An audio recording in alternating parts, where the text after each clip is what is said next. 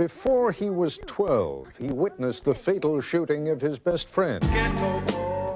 But this isn't just another story of gang violence on the streets of LA. He was a really special and a really magnetic kid. Tonight, Ennis Beley, Portrait of a Short Life. My name is Ennis, and I hope I live through the end of 92 and 93. Ennis Beley was a little person of 12 when he started the clock on his celebrity as a reporter for this BBC documentary, LA Stories.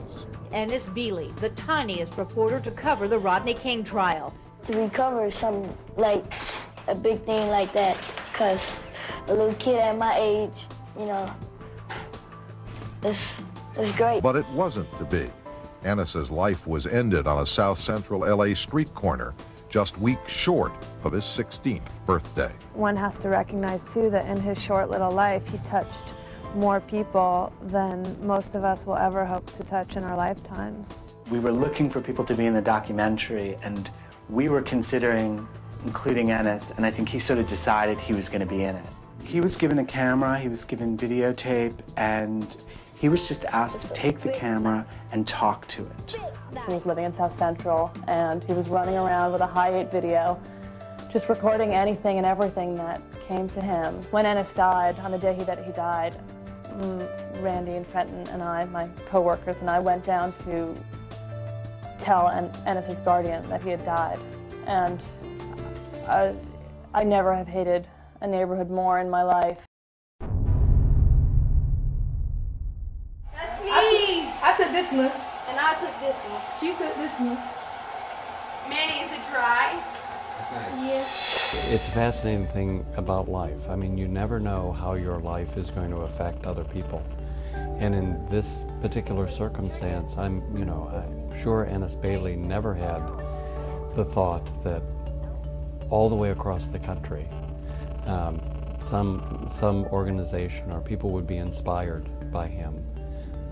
He really made a difference.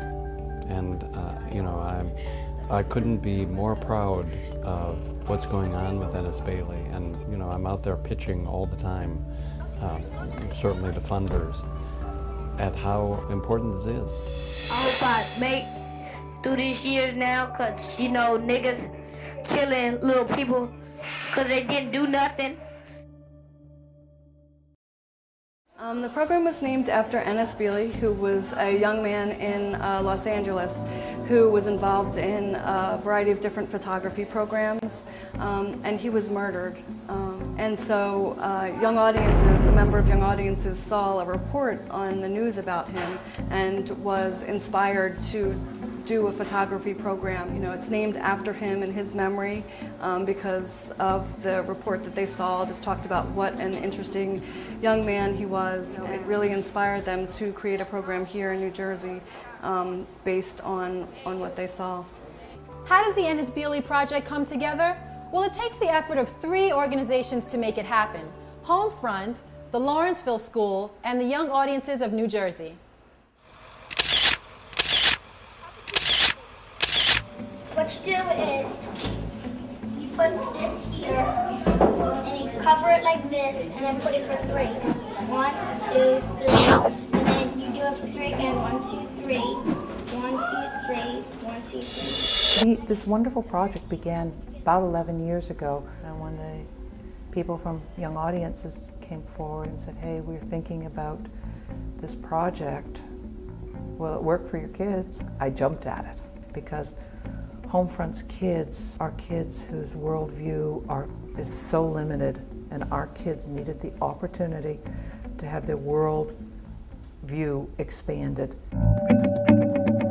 I didn't know what I was doing at first, and then Mr. Vanderveer taught me how to do it, and then I learned, and then the second year I came, so then it started getting easier. This camp this year, all the kids are returned. One set of kids, this is their second summer in the camp. The other set of kids, it's their 3rd summer. So they all pretty much know what they're doing. They come here because they want to do photography, and these kids in particular know what they're doing now at this point. You put the paper under the negative sheet, and then you close it, and you turn on your light and put the focus on, and you wait 20 seconds for it to come onto the paper. Then you take the paper and put it in the developer for 2 minutes, I believe, and then into the fixer, and then into the other fixer just to make sure it's all done.